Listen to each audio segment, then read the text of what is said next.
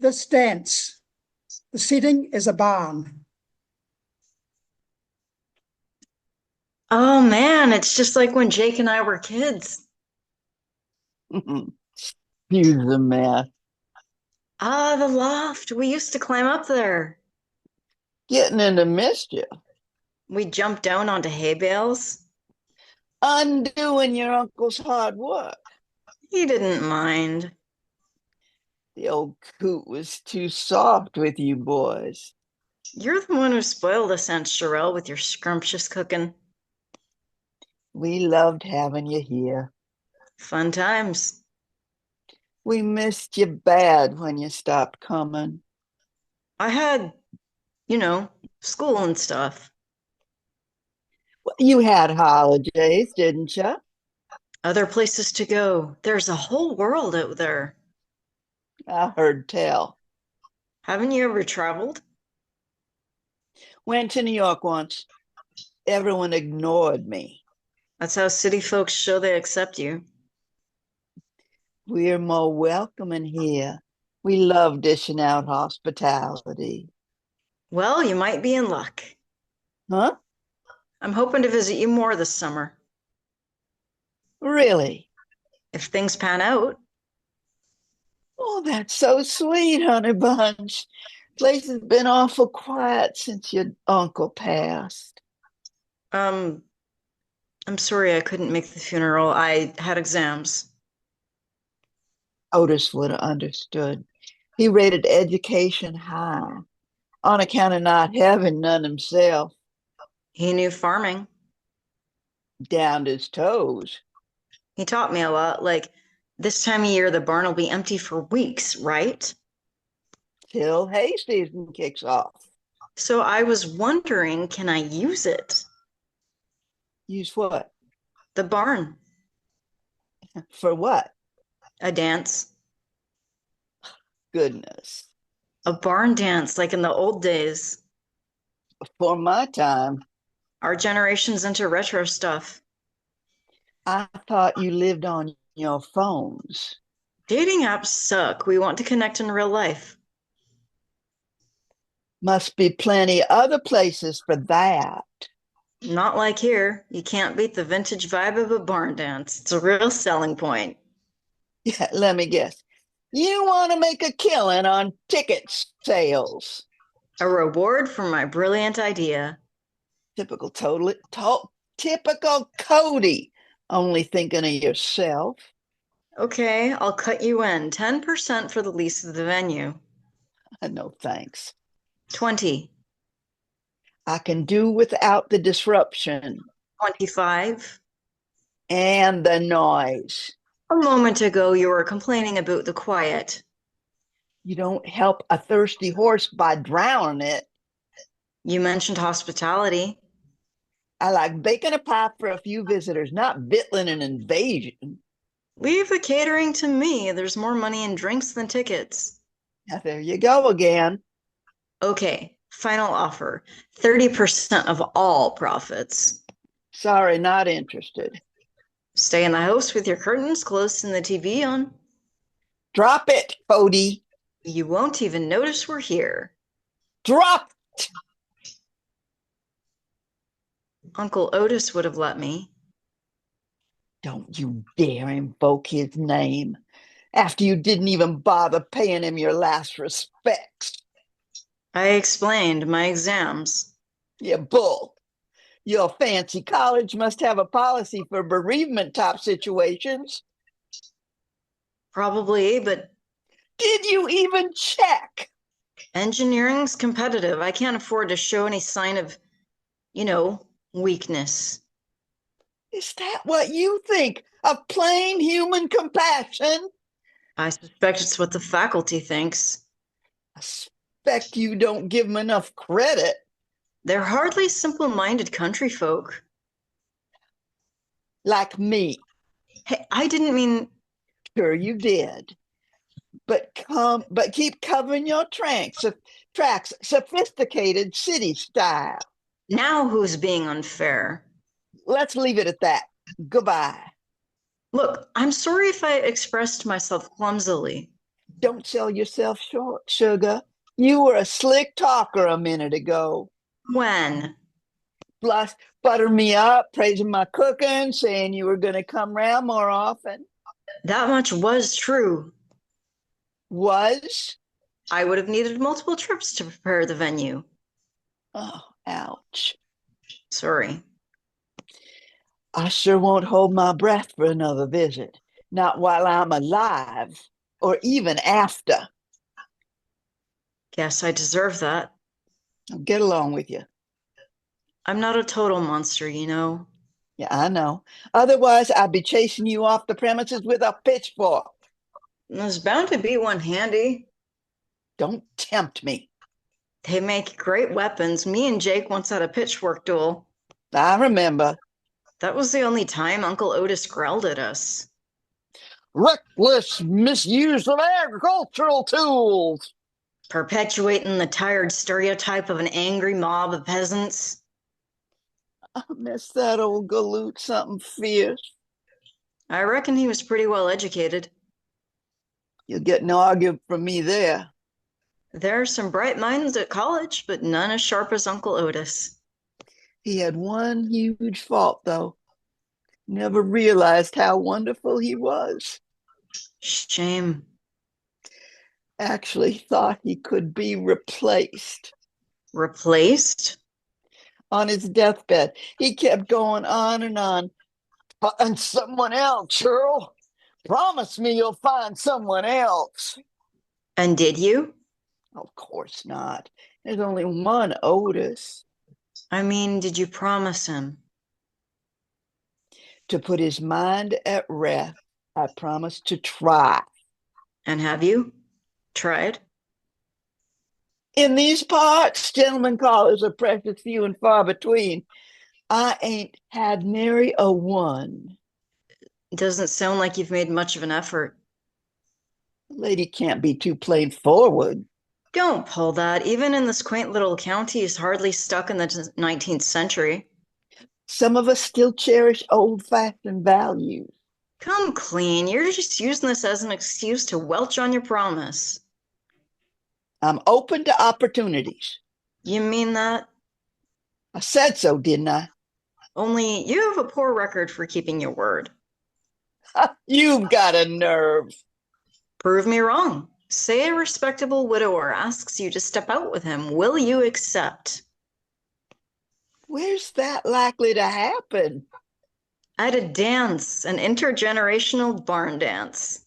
Cody, A meet and mingle for all ages. please tell me you're not engineering another get-rich-quick scheme. The event will be non-profit, all proceeds to charity. Which one? This is embarrassing. I can't name any. We'll soon fix that. We'll fix a lot of things, Aunt Sherelle, in one go. Young people, old people. Mature people. That's what I meant. So, may I have this dance?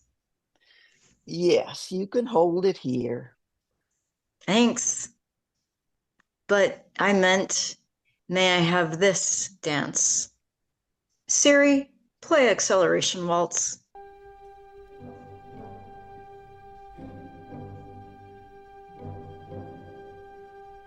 Oh, I'm dreadfully out of practice. That's why I'm volunteering. We need to get you up to speed fast. All right. For Otis. You and Sherelle danced together, tentatively at first, but then with great bravura.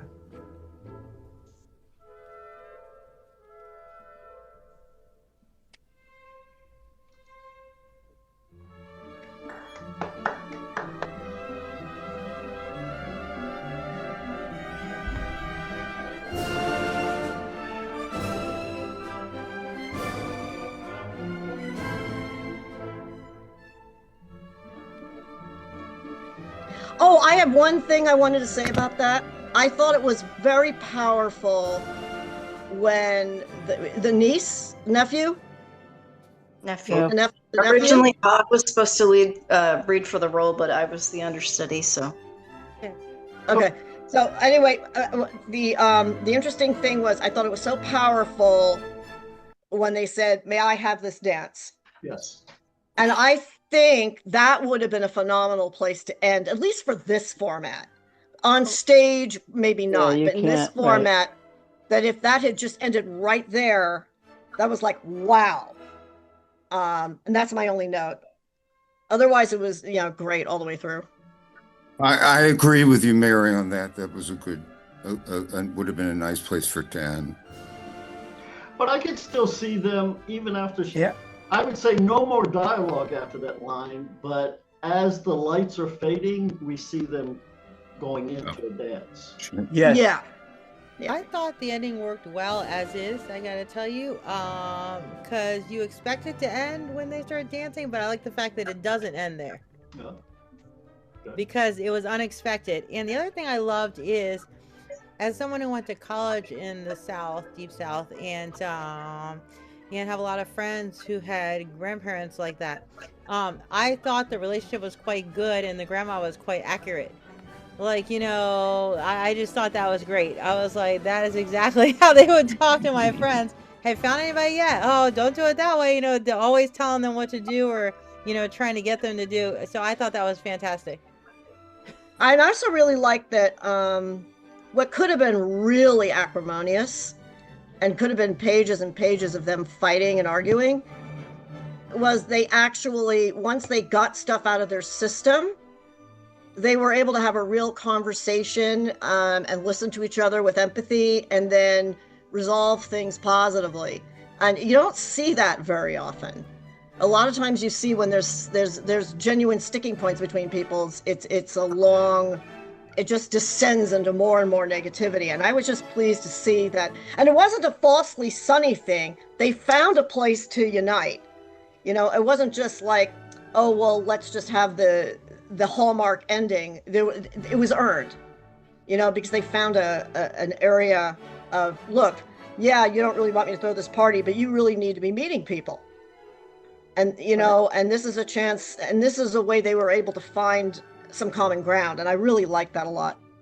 So Rex, is the character Cody, even at the end, a manipulative person?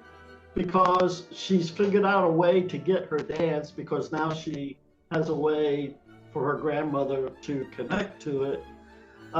Because when the line was read multiple trips while planning the dance, it was said with such, like not even being aware that she was saying what he was saying or she was saying was probably wrong. But it was still kind of that manipulation going on. So I was just wondering, for you, do you see bringing the dance to the grandmother's benefit as still being manipulation, or is Cody's character kind of changing? Hoping that there's some sort of redemption for Cody there. That Cody, thinking about Uncle Otis, does see the value in trying to help his aunt. Yeah. See, I thought it was all manipulation until Cody said, let's dance. Yes. And, that when in the mother, I'm sorry, I don't remember, are they, Aunt. they Aunt. From the aunt. aunt. Sorry. The aunt had already agreed. So Cody didn't have to do that. So that's what it led me to see. I felt that a real bonding took place there, and Cody was seeing his aunt as a person. That's actually what I was trying to do as an actor, and I'm so glad that it worked, Mary. Thank you for pointing that out. Rex gave me excellent notes, and there were points where I was trying and I wasn't pulling it off, and I'm going, how can I meet Rex where he is? What can I do? And we just got through it, and I relied on Susan at points to carry the entire performance. All credit goes to her. No, all credit goes to her. She was marvelous. I just tried to ride out the emotion. Well, she was. But I'm not saying, you did the scene together. You don't sell yourself short.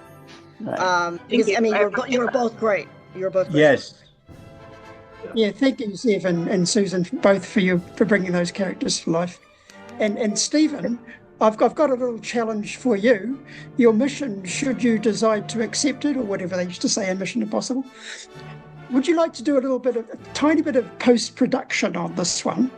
On the very last page, I don't know if you've got the script. Did I send it to you, or I won't send it to you?